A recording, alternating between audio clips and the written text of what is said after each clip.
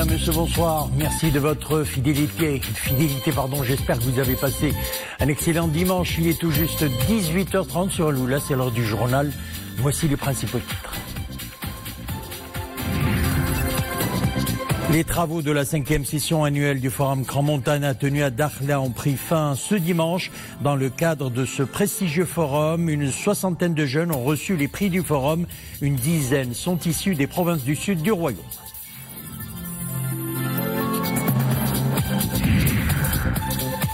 Une belle initiative au profit des pensionnaires de la maison de retraite Dar al-Khair, faire oublier la routine quotidienne à ces personnes âgées en leur proposant de profiter d'une belle journée en pleine nature et créer surtout des liens sociaux. Reportage à Bourkned. Le printemps des poètes souffle sa 20e bougie, un spectacle poétique et musical que propose l'Institut français de Rabat sous le thème « La beauté ». Avant de développer ces titres, sachez que Sa Majesté le roi Mohammed VI a adressé un message de félicitations au président d'Irlande, M. Michael Higgins, à l'occasion de la fête nationale de son pays. Les travaux de la 5e session annuelle du Forum Crans-Montana tenu à Dakhla ont pris fin ce dimanche. Cette nouvelle édition du Forum, la 5e consécutive dans la perle du sud du royaume, a répondu à toutes les attentes avec la participation d'une centaine de personnalités de haut niveau.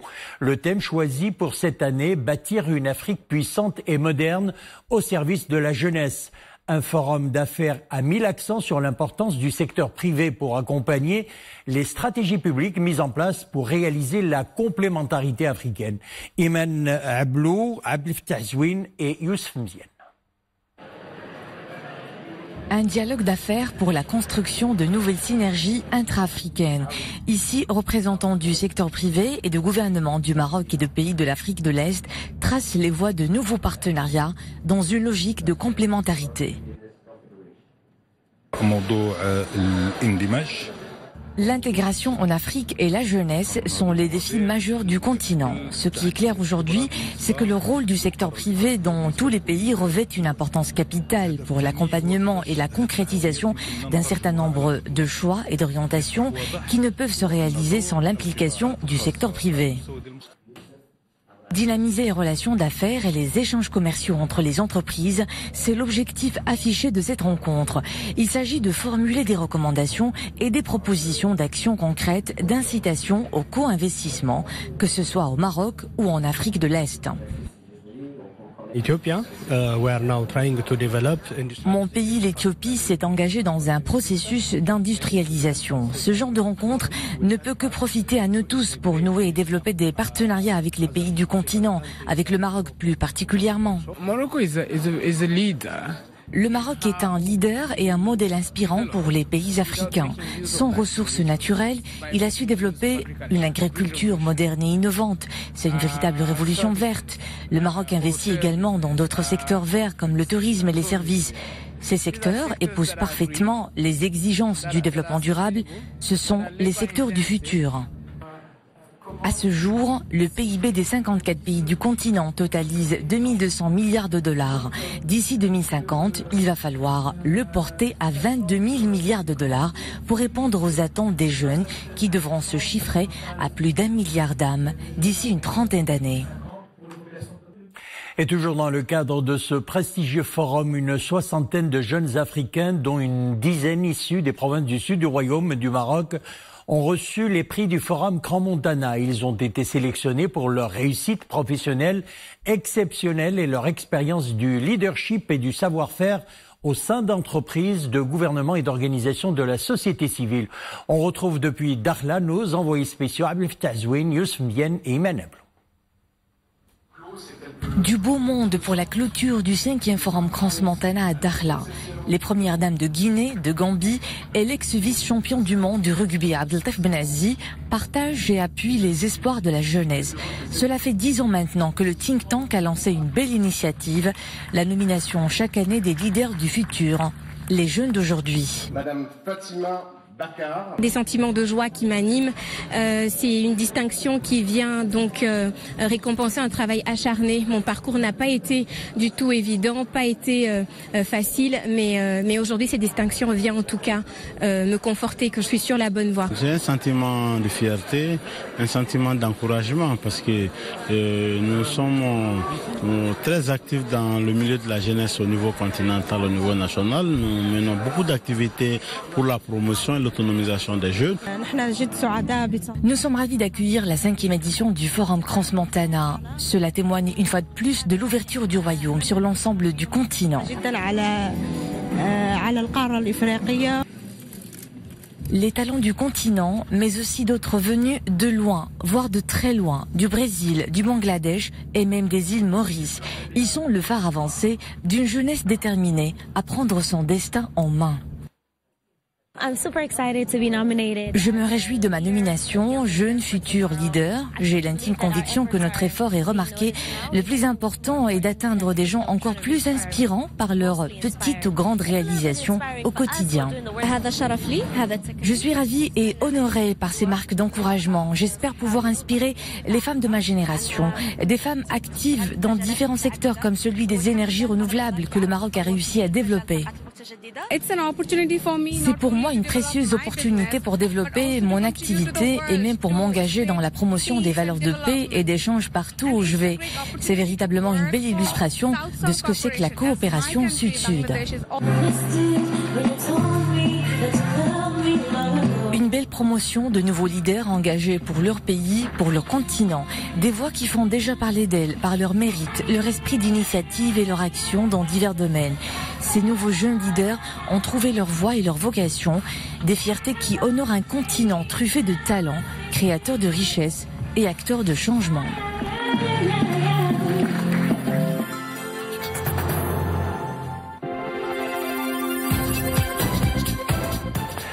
Aucun ressortissant marocain ne figure parmi les victimes de l'attaque terroriste perpétrée contre 2 mosquées à Christchurch, au sud de la Nouvelle-Zélande. C'est ce qu'a affirmé l'ambassadeur du Maroc en Australie et en Nouvelle-Zélande, M. Karim Drake. Aussitôt avisé des incidents tragiques, l'ambassade a mis en place une cellule de crise et est entrée en contact avec des membres de la communauté marocaine résidant dans la ville qui ont indiqué être sains et saufs après l'attaque terroriste qui a fait 50 morts et plusieurs blessés, a ajouté l'ambassadeur du Maroc. Et justement, au sujet de la Nouvelle-Zélande, le dernier bilan de l'attaque terroriste des 2 mosquées de Christchurch fait état de 50 morts. Une liste de ces victimes publiée aujourd'hui montrait qu'elles avaient de 3 à 77 ans. Les Néo-Zélandais ont rendu un hommage aux nombreuses victimes de ce drame. Des bouquets de fleurs s'empilaient près d'un mémorial improvisé proche de la mosquée Al-Nour, un des 2 lieux de culte visés par la tuerie sauvage. Des fidèles de l'église anglicane de Christchurch priaient dimanche dans la cathédrale bâtie après le séisme de 2011. L'extrémiste australien auteur de l'attentat terroriste a été inculpé hier par un tribunal de Christchurch et devrait demeurer en détention jusqu'à une prochaine audience fixée au 5 avril prochain. Au dossier inondation, 60 personnes ont péri suite aux pluies torrentielles qui se sont abattues sur la province indonésienne de Papouasie. 70 personnes blessées et 4150 personnes ont été évacuées. C'est un glissement de terrain en amont de la zone de Santani, à une vingtaine de kilomètres de la capitale provinciale de Jayapura, qui semble être à l'origine des inondations. Un nombre important de maisons ont été endommagées. Les inondations sont fréquentes pendant la saison des pluies en Indonésie d'octobre à avril. Et puis les équipes de nettoyage avaient beaucoup de travail à faire ce matin sur les Champs-Élysées, la mythique avenue parisienne dévastée la veille lors de la 18e manifestation sociale des Gilets jaunes. Magasins de luxe pillés, leurs vitrines éclatées, kiosques à journaux détruits, immeubles noircis par un incendie, restaurants partiellement brûlés, façades taguées.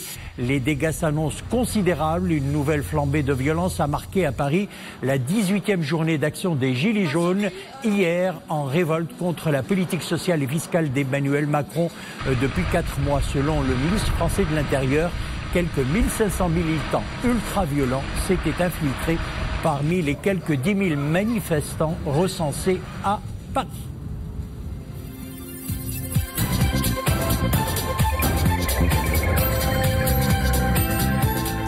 On revient chez nous, focus à présent sur cette initiative au profit des pensionnaires de la maison de retraite Dar El Khair en partenariat avec le centre d'accueil des personnes âgées de Bouknedel. L'idée est de les aider à faire face à l'isolement, à oublier la routine quotidienne et à profiter surtout du beau temps, une journée en pleine nature où il fait bon marché, partager un repas collectif et créer des liens sociaux. Le reportage est signé Imen Slewi sur un commentaire dit de Nisrine Aouzdar. Ces personnes âgées s'apprêtent à passer une journée des paysans au vert. Aidés par ces acteurs associatifs bénévoles et selon une organisation bien rodée, ils gagnent ce lieu pittoresque où les marguerites ont déjà pointé leur nez. Un cadre idéal pour se détendre, respirer un bol d'air frais et surtout rompre avec la routine quotidienne. Pendant que les plus vaillants savourent une balade sous un généreux soleil printanier, d'autres préfèrent profiter de la sérénité procurée par les lieux. Cette sortie nous met du baume au cœur. Nous sommes ravis et tellement touchés. Tout se passe bien. Nous ne manquons de rien. J'ai 8 frères. Ils m'ont tous abandonné. Ici, je me sens vraiment parmi les miens. Ce genre d'initiative renforce davantage les liens qui nous réunissent. Aider les pensionnaires du centre Al Khair à surmonter les périples de l'abandon est justement l'objectif de cette journée dominicale en pleine nature. Des ateliers de cuisine et des rencontres avec des jeunes bénévoles, histoire de tisser de nouveaux liens sociaux.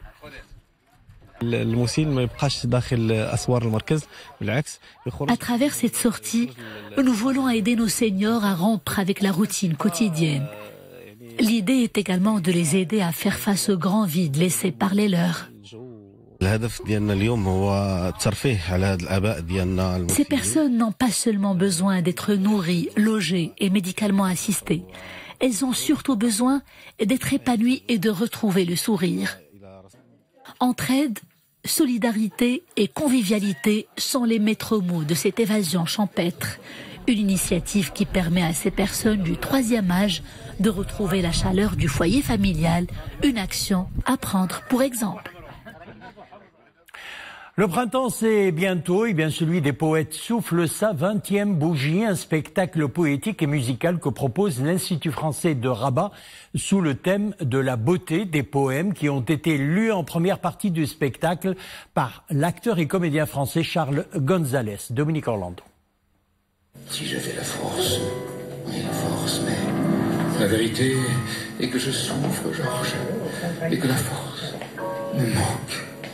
L'année dernière, en 2018, le Printemps des Poètes avait choisi pour thème l'ardeur. Cette année, pour fêter ses 20 ans d'existence, qui auront surtout permis de redonner de la consistance à tant de textes, la notion de beauté s'est imposée d'elle-même. Le Printemps des Poètes est un événement culturel international qui se décline dans les villes, les écoles, les théâtres et qui a pour but de divulguer la poésie de nos jours, poésie héritage de notre culture universelle. Je veux mourir pour le brin de ce teint, pour cette voix dont le beau chant m'étreint si fort le cœur que seul j'en dispose. Je veux mourir, est-ce amoureux? Longtemps directeur artistique des spectacles au musée Rodin à Paris, M. Gonzalez a su trouver le juste ton pour nous mener au contact de tant de poèmes, ce qui fut à chaque fois déclamé avec beaucoup de musicalité. Mignonne, allons voir si la rose qui ce matin avait déclose sa robe de pourpre au soleil a point perdu cette vesprée. J'ai souffert souvent, je me suis trompé quelquefois, mais j'ai aimé. L'art de dire la poésie mais aussi de la chanter, ce fut le cas un peu plus tard dans le spectacle avec le ténor Joachim Bresson, qui sut donner une toute autre texture à la poésie de ses compositeurs les plus grands. Solitude, pauvre cœur insensé, tout prêt à se rouvrir, qui sait si mal aimer et sait si bien souffrir. Porte ta vie ailleurs, mais... De la poésie à la musique, Coco Diams et la chanteuse, la talentueuse Ferdaous sont gratifiés hier soir, le public venu nombreux au Grand Théâtre Mohamed VI d'Oujda d'un florilège de chansons authentiques puisées dans le riche répertoire artistique arabo-andalou.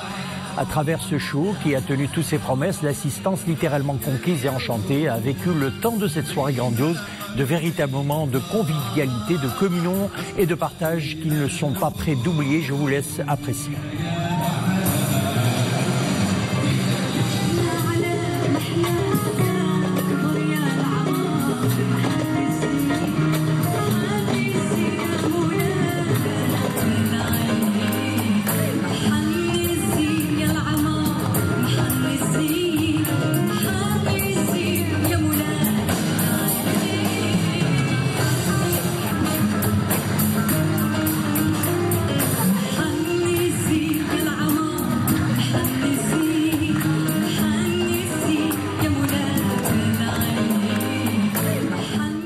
Voilà, c'est en musique que nous refermons l'édition. Merci de l'avoir suivi. L'info revient sur Lula à 20h30. Une excellente soirée, excellent début de semaine également. À demain.